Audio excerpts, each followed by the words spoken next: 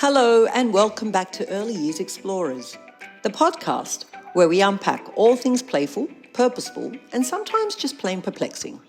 Like how can a child ignore their own name being called 5 times, yet spring to attention the moment someone says, "Cookie"? I'm your host, Afaf Zaidan, and today's episode is called Little Listeners, Big Feelings. Because if you've ever watched a child dissolve into tears over a banana breaking in half, declaring it ruined forever, then you know tiny humans come with big emotions. But here's the beautiful part.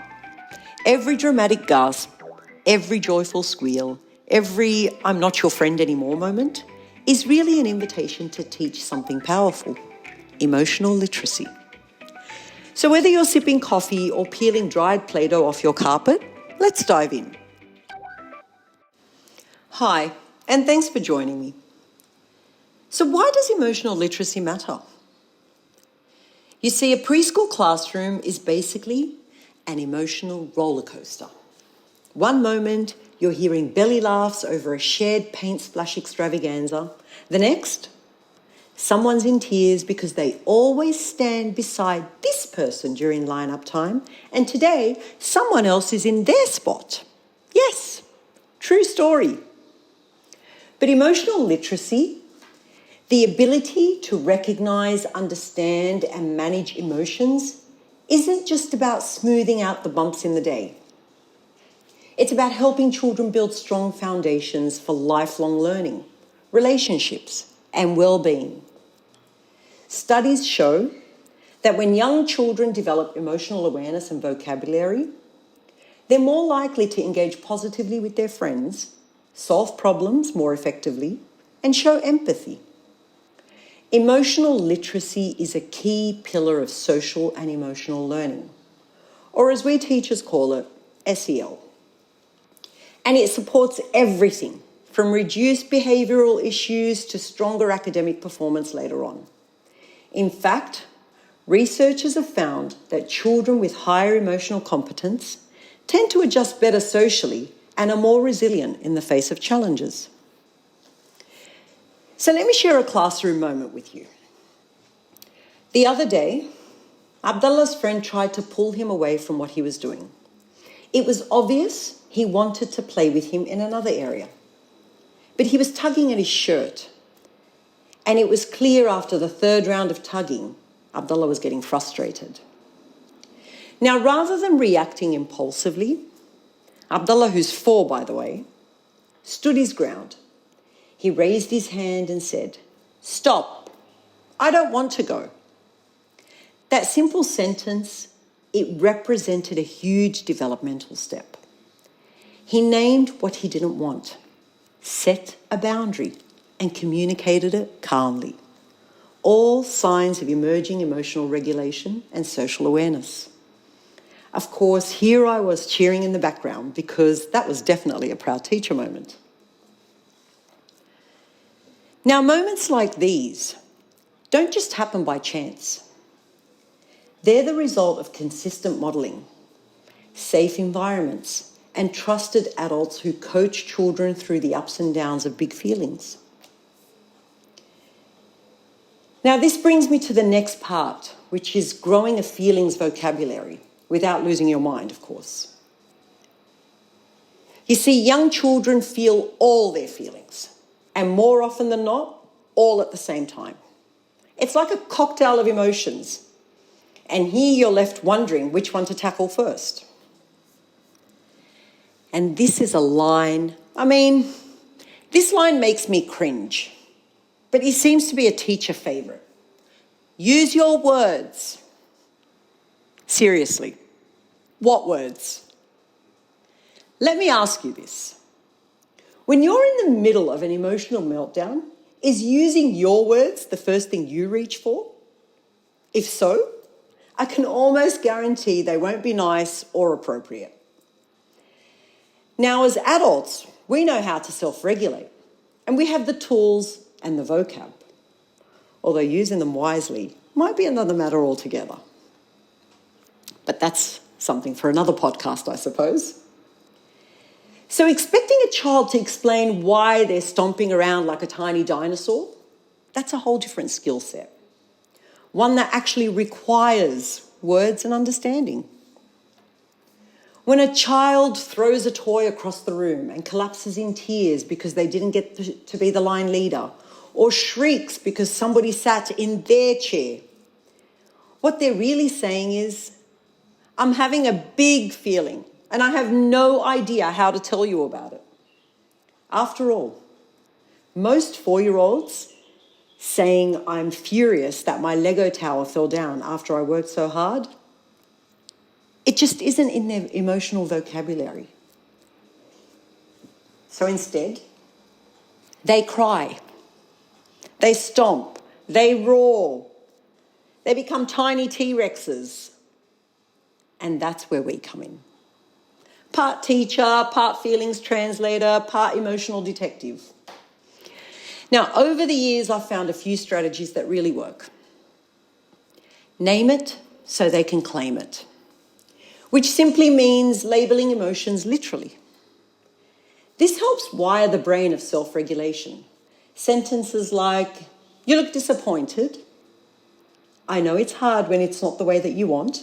Or, you're sad your tower fell because you worked so hard on it. And I can see that you're frustrated.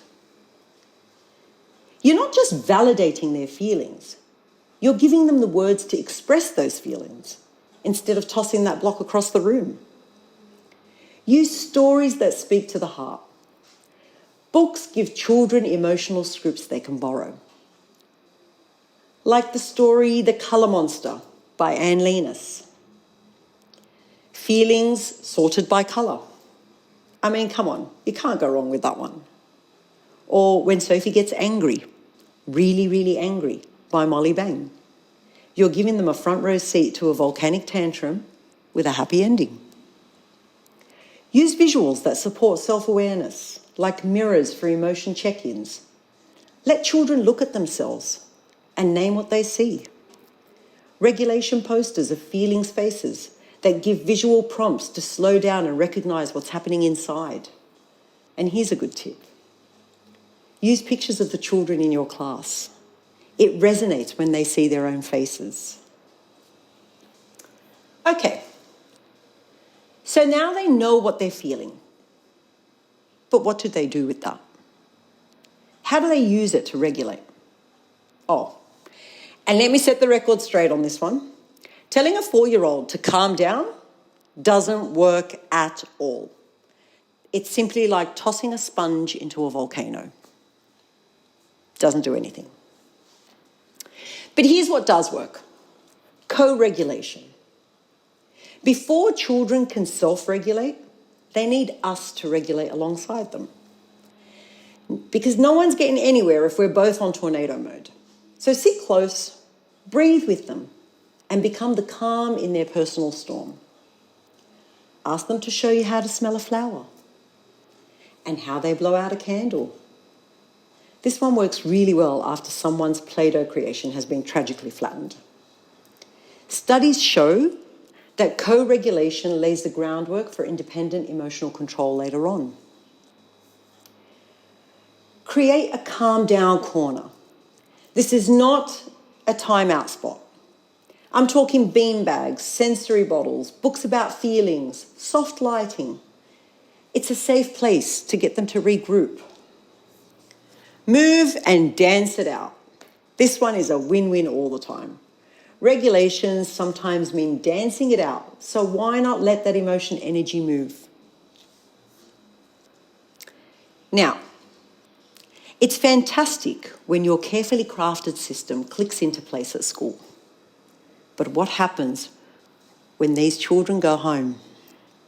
How many times have you watched a proud parent beam about their child's stellar classroom behaviour only to hear, oh, that never happens at home. She's a completely different person. The truth is, the emotional work we do in the classroom only really sticks when it's echoed at home. So let's build that bridge, because feelings go home too. Tell parents the words you use. Frustrated, worried, peaceful, even ay carumba. Share that language, because when children hear the same vocabulary at home, it feels familiar and safe. Encourage parents to do quick daily feeling check-ins. How are you feeling? At bedtime or even over breakfast cereal. Remind them that a spilled juice incident or a showdown over the last chicken nugget are all golden teachable moments.